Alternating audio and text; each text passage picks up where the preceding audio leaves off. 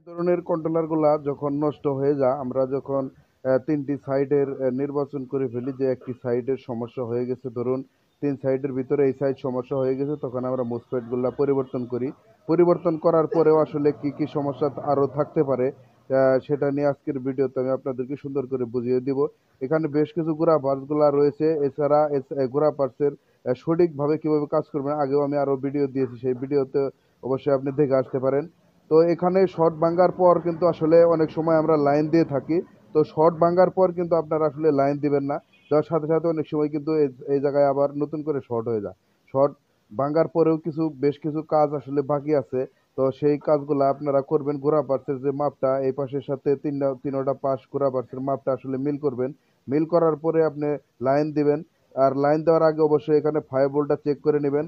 তাছাড়া যে ভুলটা আসলে আমরা বেশি করে থাকি, যে ভুলের কারণে এই সিস্টেম আইসি আমরা পরিবর্তন করি, যেভাবে অনেকে আসলে এই সিস্টেম আইসিটা পরিবর্তন করতে গেলেও আসলে সঠিকভাবে পরিবর্তন করতে পারে না, যার কারণে এই সিস্টেম আইসি ভালো লাগাইলেও আবার সমস্যা হয়। সেটা কি কারণে হয়, আপনারা এই ধরনের ভুলগুলো আসলে আপনারা করে থাকেন, যে ভুলের কারণে আসলে পার্টস লাগানোর পরেও কিন্তু আসলে চলে না।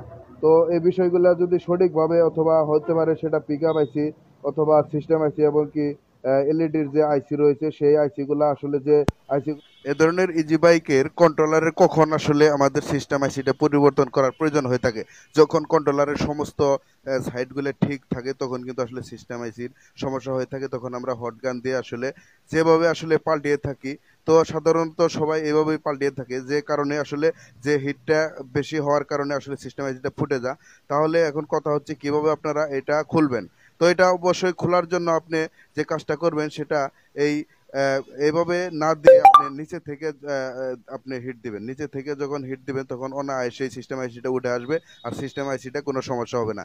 আর এভাবে যদি লাগান, যেগুলো আমরা হট গান দিয়ে আসলে তুলে থাকি, অনেক সময় হট গান ব্যবহার করতে যারা না জানে বা অনেকে আমরা বুঝি যে এখান দিয়ে আসলে যদি হিট দেয় তাহলে কিন্তু খুব সহজে উঠে আসে, যে কোনো পার্ট উঠে আসে, কিন্তু হিট এখান থেকে আসলে যে পরিমাণ হিটে আসলে এই সিস্টেম আইসিটা উঠে আসে, উঠতে উঠতে কিন্তু এই সিস্টেম আইসির যে ধারণ ক্ষমতাটা রয়েছে সেই ধারণ ক্ষমতা নষ্ট হয়ে যায়, যার ফলে সেই সিস্টেম আইসি পুনরায় লাগানোর পরে আর কাজ করে না।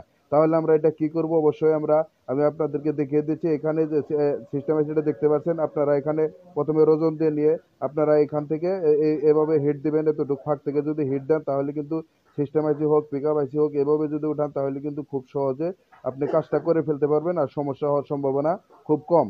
তাছাড়া আপনি যদি এইভাবে এই পাশ দিয়ে উঠান, তো আসলে যদি 5টা আইসি উঠান তার ভিতরে 3টাই সমস্যা হওয়ার সম্ভাবনাটা বেশি থাকে। আর যদি আমি যেভাবে দেখাই দিচ্ছি বা আপনাদেরকে যেভাবে বোঝাচ্ছি এভাবে যদি কাজটা করেন তাহলে আপনি খুব অনায়াসে কন্ট্রোলারটা মেরামত করতে পারবেন। আজকের ভিডিওটি কেমন ছিল অবশ্যই কমেন্টে জানাতে ভুলবেন না, আর কি ধরনের ভিডিও চান সেটাও জানাবেন। দেখা হবে নতুন কোনো ভিডিও নিয়ে নতুন কোনো এপিসোডে। ততক্ষণ পর্যন্ত ভালো থাকবেন।